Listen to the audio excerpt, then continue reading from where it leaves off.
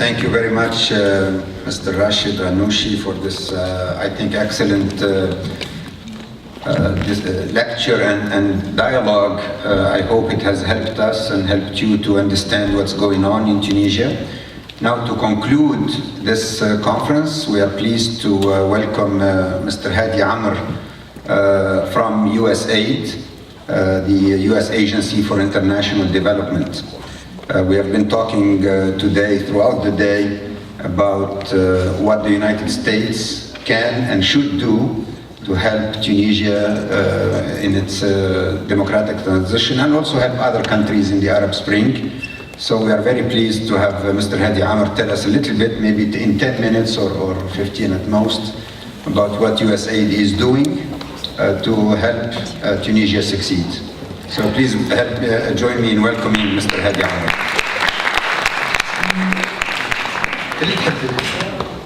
As you like, here or there?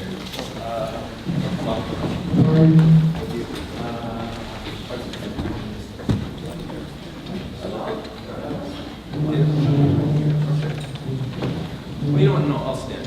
It's more accurate. Okay. Is the mic working? Great, thank you.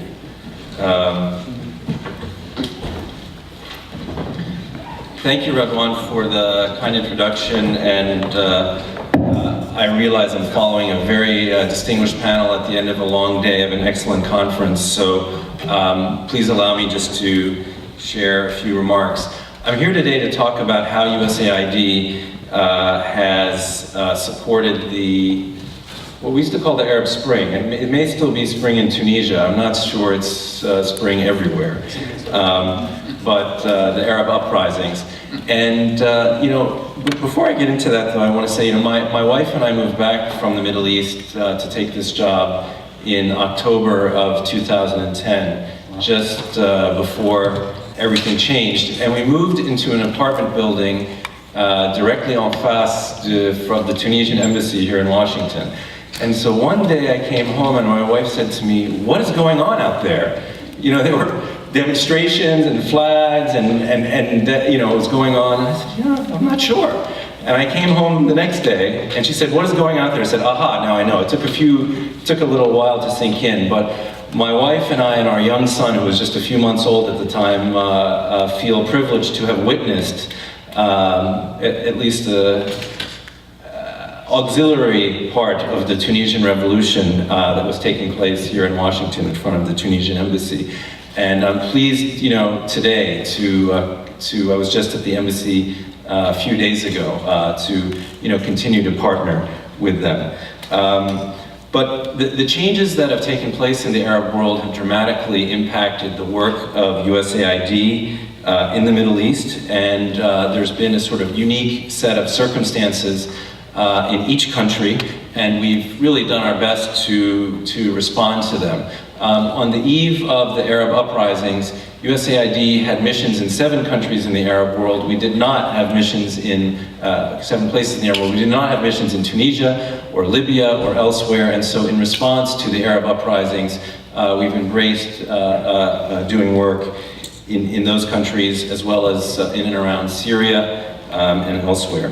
As my big boss, Secretary Kerry, has stated, and I quote, "This is a region struggling to respond to citizens' growing expectations for dignity and opportunity, the very values that we, the United States, have held for so long. Leaders there are making difficult decisions, and the U.S. cannot make those decisions for them, but we can be a partner for all those on the side of freedom and democracy." And I should add that it's not just citizens, but it's in particular, in many of these countries, young citizens, youth.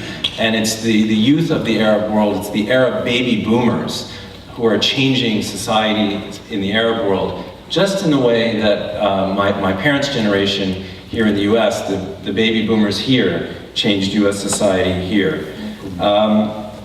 Our policies and programs of USAID in the Arab world focus on 3 core principles now, particularly after the Arab Uprisings.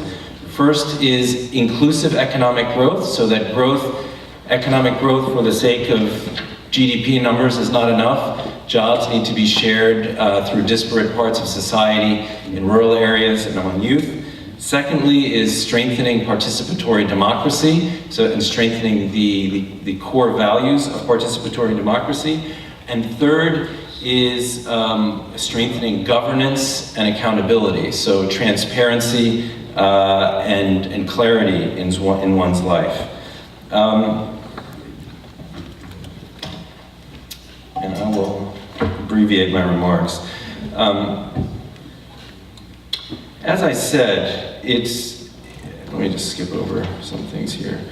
Anyway, let me just drill down into a couple of those, in a couple of those areas. So on good governance, in Tunisia, good governance and elections, in Tunisia we have supported thousands of Tunisians to observe the constituent elections, and will continue to support democratic elections observers in Tunisia. So we're basically strengthening the abilities of Tunisians to hold their own elections process accountable, and our partners at the State Department will most likely also support other processes related to the elections.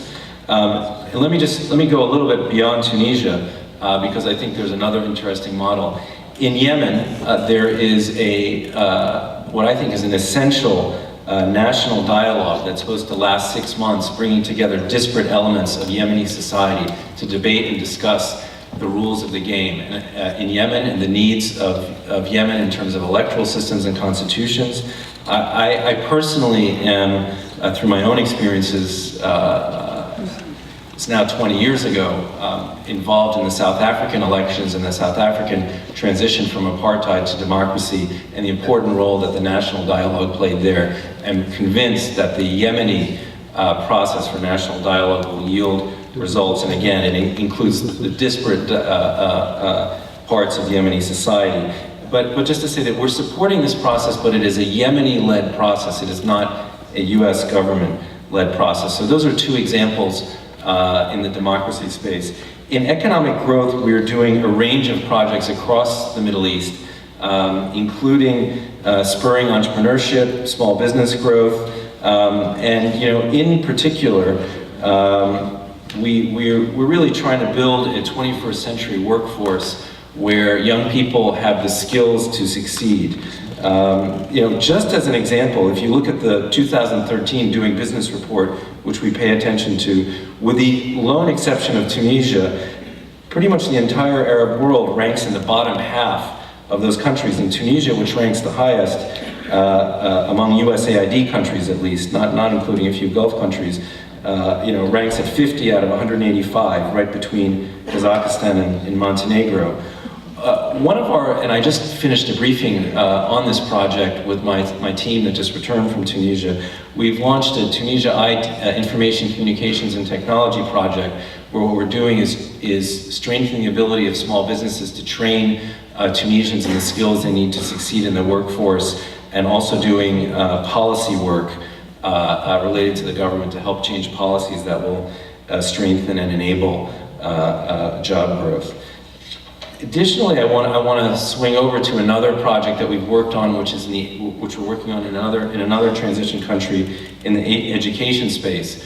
You're going to hear a lot more about this from somebody in the Obama administration of far higher ranking than myself in the months ahead. But we're in the process of launching the Egypt Higher Education Initiative, which will provide hundreds and hundreds of scholarships to bring Egyptians to the United States to study and to study at Egyptian universities. This is based on the belief that at the foundation of a strong Egyptian economy and a prosperous and democratic Egyptian civil society will be an educated workforce. Finally, before I close, I just want to give a couple of remarks on Syria. Of the more than $500 million that the US has provided to humanitarian funding for the Syrian crisis, about half of that, $250 million, has gone to those in need inside of Syria, and the other half has gone to refugees in the surrounding countries. As I'm sure you know, there are upwards of 400,000 Syrian refugees in Lebanon, in Jordan, and hundreds of thousands in Turkey, and we are working both with direct programs to those desperately needy communities, as well as programs to the Jordanian and Lebanese communities which are hosting them, to try to strengthen their situation. Again, at USAID, we are absolutely committed to working with the people across the Arab world for prosperous, democratic change with inclusive economic growth. And as part of, and I'll close now and at the end of a long day for you, as part of that, we, in our contracting, because USAID does its work through contracting, in Egypt as an example, 40% of our contractors are currently people we've never done business with before, local contractors.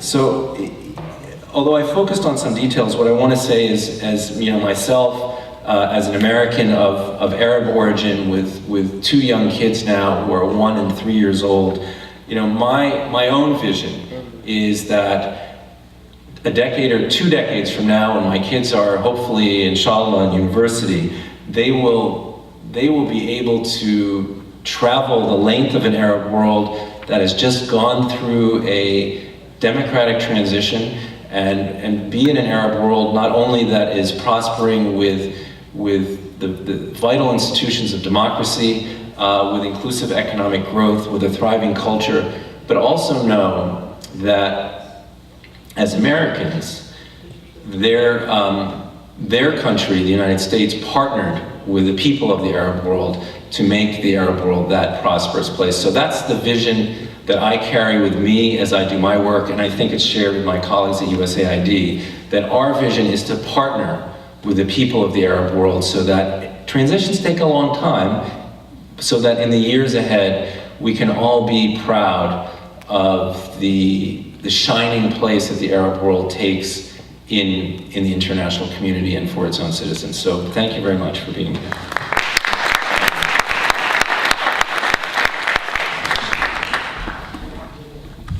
If there is someone who was the singer of the Tunisian revolution, is not but it's some young poet who died 70 years ago, called Abul Qasim Shabi.